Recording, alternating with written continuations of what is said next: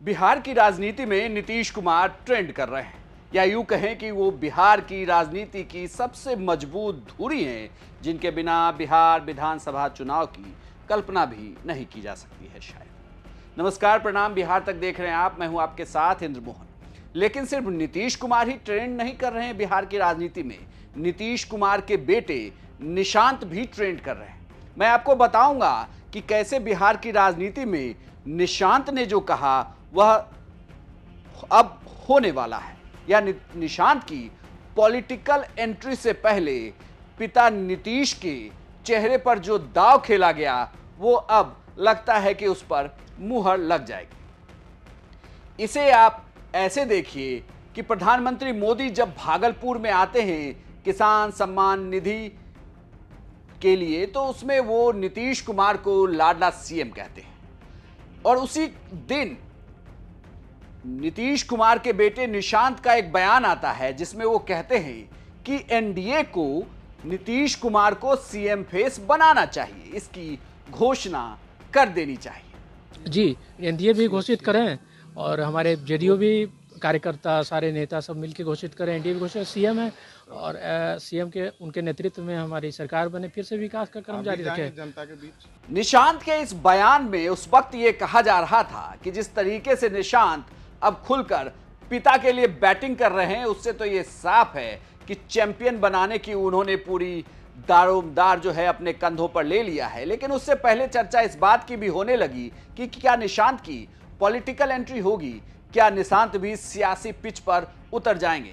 राजनीतिक जानकार ये कहते हैं कि निशांत की जल्द ही पॉलिटिकल एंट्री होने वाली है। सिर्फ पॉलिटिकल एंट्री ही नहीं, बल्कि जेडीयू में महत्वपूर्ण पद भी उन्हें दिया जा सकता है। लेकिन इन सबसे उतर चर्चा जिस बात की हो रही थी कि क्या नीतीश कुमार के चेहरे पर 2025 का चुनाव लड़ा जाएगा, लेकिन इस पर सस्पेंस दिलीप जायसवाल के एक बयान से खड़ा हो गया।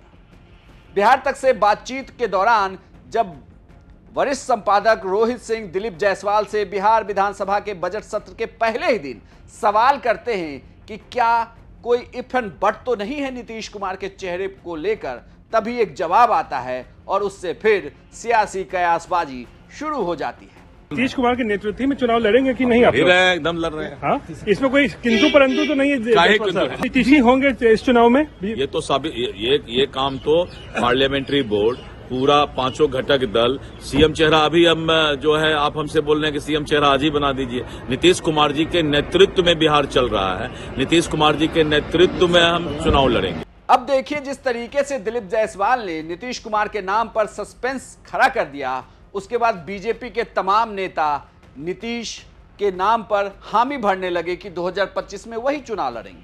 और आखिर करके दिलीप जायसवाल को भी यू टर्न लेना पड़ा और अपने बयान का पूरा मायने भी बताना पड़ा कि उन्होंने किस संदर्भ में बयान दिया था। और मैं रोज एनडीए के कार्यकर्ता सम्मेलन में भी बोल रहा हूँ, 2025 फिर से नीतीश, ये हम लोग का स्लोगन ही है। और इस स्लोगन के बाद किसी तरह का कोई इस पर जवाब सवाल बनता है। लेकिन थोड़ी देर पहले मैंने कहा कि प्रक्रिया होगा, ये तो हम लोगों ने पहले ही स्लोगन दे दिया है कि 2025 फिर से नीतीश। प्रक्रिया के बारे में मैंने बताया कि ये प्रक्रिया है, लेकिन हमारा नेतृत्व, हम जिनके नेतृत्व में लड़ने जा रहे हैं बिहार, वो नीतीश कुमार जी का नेतृत्व है। और हमारा स्लोगन है 2025 फिर से नीतीश। 2 स्लोगन है।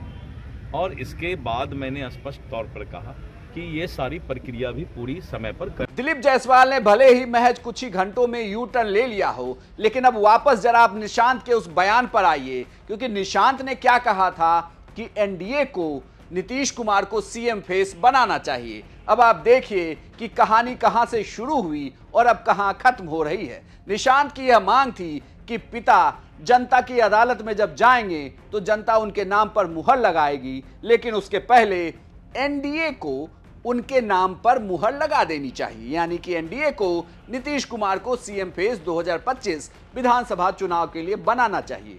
और उसके बाद फिर जो हुआ, अब आप इसे ऐसे देखिए कि दिलीप जायसवाल का एक बयान आता है, उस बयान के बाद नीतीश कुमार के चेहरे पर सस्पेंस शुरू होता है और दिन ढलते ढलते दिलीप जायसवाल को अपना बयान वापस लेना होता है। सिर्फ बयान वापस ही नहीं लेना होता है, उन्हें बार बार यह कहना होता है कि 2025 में नीतीश कुमार ही चेहरा हैं। और वही नहीं, बीजेपी के दूसरे बड़े नेता भी इस बात को दोहराते हैं।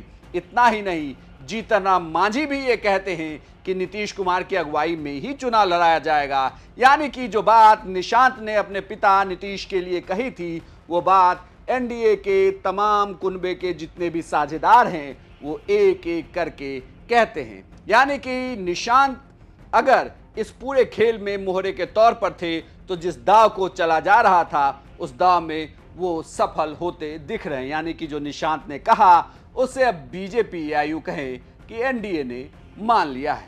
आपको क्या लगता है, आपकी क्या राय है, हमें कमेंट बॉक्स में लिखकर जरूर बताएं। और बिहार की तमाम खबरों के लिए देखते रहिए सिर्फ बिहार तक।